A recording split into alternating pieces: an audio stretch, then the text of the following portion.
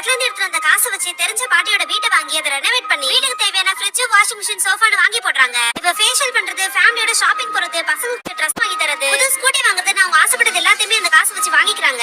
வரைக்கும் எந்த நகை கடைக்கு 100 ரூபாய்க்காக கூப்பாடுறதுக்காக போனாரு. அந்த நகை கடைக்கு ஃபேமிலியோட போய் வைஃப்க்கு வளையல் மட்டுமே 4 சவரத்துல வாங்கி போடுறாரு. குழந்தைங்க எடுத்துக்கு சாய்பாபா போட்ட செயின், இவரோட கைக்கு ரிங், பிரேஸ்லெட், கழுத்துக்கு செயின் சொல்லிட்டு நல்லா பார்வையா வாங்கி போட்டுக்கிறாரு. ஒரு பக்கம் ஃபேமிலிக்காக செலவு பண்ணாலும் இன்னொரு பக்கம் குடிச்சிட்டு கொடுங்க கூட ஆட்டம் போட்டுட்டு இருக்காரு. இதனால கொஞ்சம் கொஞ்சமா வைஃப் இப்ப மூச்சு காட்ட ஆரம்பிச்சிட்டாரு. இவ பக்கெட் வந்து ரேஷ்மா படம் கூட இப்ப படத்துக்குலாம் போறாரு. இவர் கூட சும்மா வெளிய வந்ததுக்கே 25,000 ரூபாய் கொடுக்குறாரு. இப்ப தூங்கும்போது அந்த பொண்ணோட பேர் புலம்புறத வைஃபும் கேட்டுட்டாங்க. அதான் வரைக்கும் அந்த பொண்ணு கூட எடுத்த போட்டோவை பையன் பார்த்துட்டான். அம்மா இந்த போட்டோ கொஞ்சம் பாருங்கன்னு சொல்லிட்டு அம்மா கிட்டயும் காமிச்சிட்டான். அந்த போன்ல இருக்க மத்த போட்டோஸே பார்த்தா பப்ல அந்த பொண்ணு கூட ஆட்டம் போட்ட போட்டோஸ் இதெல்லாம் பார்த்துட்டு இவங்க மனசுடைஞ்சு போயிட்டாங்க. அவங்க கிட்ட ஏதாச்சும் பேச பண்ணாலே இவங்க மட்ட தட்டி பேசி இவங்க வாயை திறக்க விடாத மாதிரி பேசிட்டாரு. நான் பிசினஸ் ட்ரிப்காக 2 நாள் வெளியே போறேன்னு சொல்லிட்டு அந்த ரேஷ்மா பொண்ணுகிட்ட ஏதோ போய் சொல்லி அந்த பொண்ணையும் கூட கூட்டு போறாரு. இவங்க போற காரோட டிரைவர் யாருன்னு சொல்லிட்டு பார்த்தா அந்த டூப்ளிகேட் சாவி செஞ்சு கொடுத்துறாரு இருப்பாரு. இது முன்னாடி பாக்குறதுக்கு பிச்சைக்கார மாதிரி இருந்தவன் இப்ப பேக் ஃபுல்லா பணம், கை ஃபுல்லா நகை இருக்கத பார்த்துட்டு இவன் ஏதோ பண்ணிருக்கான்னு சொல்லிட்டு இவருக்கு புரியுது. இந்த பொண்ணு ஆல்ரெடி ஒரு பையனை லவ் பண்ணிட்டு இருப்பா. அவனுக்கு இந்த விஷயம் தெரிஞ்சு இப்ப டிராவல்ஸ் மூலியமா அந்த டிரைவருக்கு கால் பண்ணி எங்க இருக்காங்கன்னு சொல்லிட்டு கேக்குறான். இப்ப இந்த வண்டி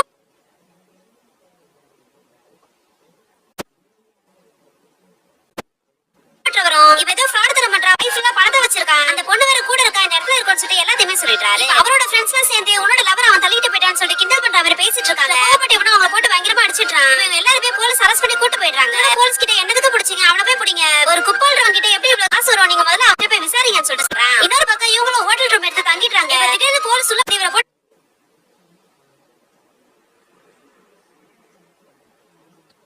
அடிச்சிட்டு இவரோட பேக்கை செக் பண்ணி பார்த்தா நிறைய காசு இருக்கும். உனக்கு ஏதோ இவ்வளவு காசுன்னு சொல்லி பயங்கரமா போட்டு அடிக்கிறாங்க. இவரும் வழி தர முடியாம இடத்துக்கும் கூட்டு போயிட்டாரு. இப்ப அந்த போலீஸ்காரன் நீ விட்டு எடுக்க முடிச்ச மொத்த காசு எடுத்து வந்து அவரோட கார் டிக்கில போய் சொல்றாரு. இப்ப காசு மொத்தத்தையும் எடுத்து முடிச்சதும் கிட்ட இருக்க எல்லாரும் புடிங்கிட்டு இந்த விஷயத்தை என்கிட்ட சொன்னா கொன்னுடுவேன்னு சொல்லிட்டாங்க. அது கிளம்பிட்டாரு. வீட்டுக்கு போய் பார்த்தா பொண்டாட்டியை காணோம், எங்க போயிட்டாங்கன்னு சொல்லி விசாரிச்சு பார்த்தா கிராமத்துக்கே போயிட்டாங்கன்னு சொல்லிட்டு சொல்றாங்க. கிராமத்துக்கு போனா பொண்டாட்டி அதுக்கப்புறம் நாங்க வரமாட்டேன், நீ இந்த பணத்தை வச்சுட்டு வாழ இது கூட வாழ முடியாதுன்னு சொல்லிட்டாங்க. இன்னொரு பக்கம்